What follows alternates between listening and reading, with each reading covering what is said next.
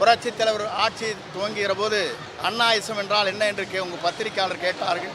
அப்போது அண்ணாயிசம் என்றால் ஒழுகாத வீடு, கிளியாத உடை, ஆறாத சோறு என்று சொன்னார். இன்றைக்கு சொல்லி இருக்கிறார், எல்லோருக்கும் வீடு வேண்டும், பொருளாதாரத்தில் உயர்த்தப்பட வேண்டும், எல்லோரும் 2 சக்கர வாகனத்திலே பயணம் செய்ய வேண்டும் என்று அவருடைய மனிதநேயத்தோடு இன்றைக்கு அறிவித்திருக்கிறார். அதோடு மட்டுமல்ல, 2 ஆட்சிகள் தான் நடைபெற்றுக் கொண்டிருக்கிறதே தவிர அன்றைக்கு நான் சொல்லவில்லை, அதை மறந்துவிடக்கூடாது. புரட்சித் தலைவர் வரையிலும் புரட்சித் தலைவர் அம்மா வரையிலும் புனித ஆட்சி தமிழகத்தில் நடைபெற்றது. இன்றைக்கு நடைபெற்றுக் கொண்டிருக்கிற இந்த 2 ஆட்சியும் மாற்றப்பட வேண்டும் என்று எல்லோரும் விரும்புகிறார்கள். புதிய அங்கே பயணத்தை மேற்கொண்டிருக்கிற அவர் வெற்றி என்பது மக்கள் சக்தியால் தமிழகத்திலே மிக விரைவில் உருவாகும். அதை எந்த சக்தியாலும் முறியடிக்க முடியாது என்பதை மட்டும் நான் இந்த நேரத்தில் தெரிவித்து இங்கே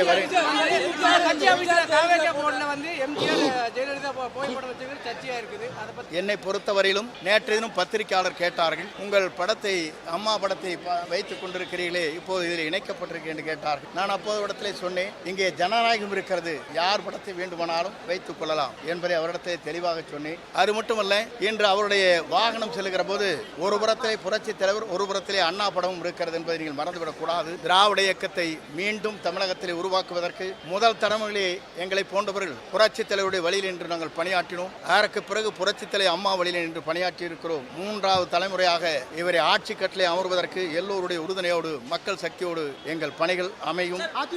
யாராலும் என்னை பொறுத்தவரையிலும் ஒன்றே தான் சொல்ல விரும்புகிறேன். 9 முறை சட்டமன்ற உறுப்பினராக இருக்கிறேன். எனக்கு பின்னாலே மக்கள் என்று சொல்வது அவர் சொல்லலாமே தவிர மக்கள் அதை பார்த்துக் கொள்வார்கள். 3 முறை வாக்கே கேட்காமல் என்னை வெற்றி பெற்ற மக்கள் அங்கே இருக்கிறார்கள். யார் வேண்டுமானாலும் எதை வேண்டுமானாலும் சொல்லலாம். ஏனென்று சொன்னால் ஒன்றே நான் சொல்லுகிறேன், நான் என்று ஒருவர் நினைத்தால் ஆண்டவன் தான் என்று காட்டி விடுவார். வணக்கம்.